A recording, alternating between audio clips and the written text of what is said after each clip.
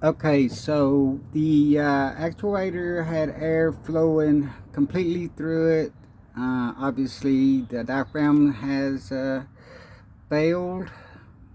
So I'm attempting to take the actuator off without removing the turbocharger. So far, I've been lucky. I'm making progress. The first thing I did was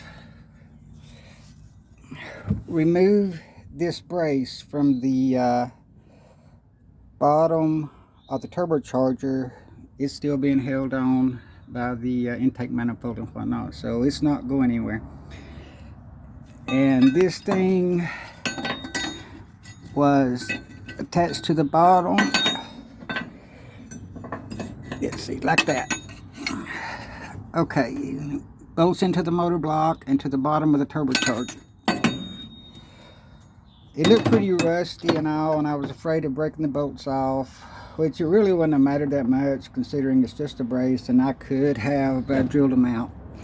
But I heated it with a torch here where this bolt is, and it came loose, and I heated it here with a torch for that bolt.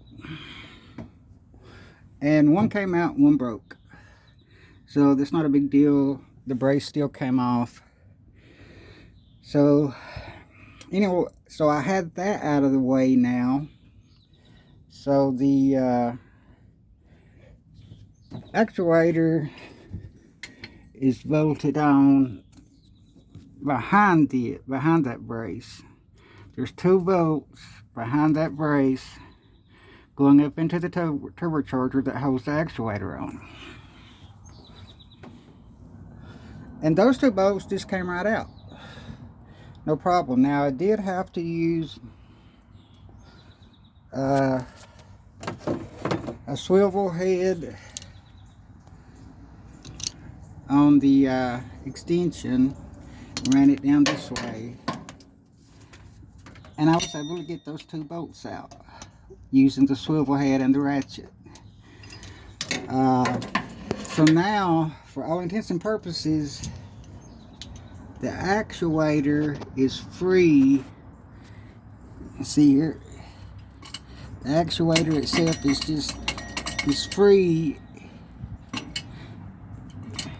See, it's just dangling there, except for the keeper pin that holds the arm onto the butterfly valve on the other side of the turbocharger.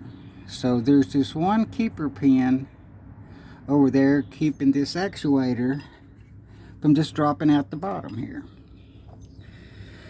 So that's what we'll be working on next.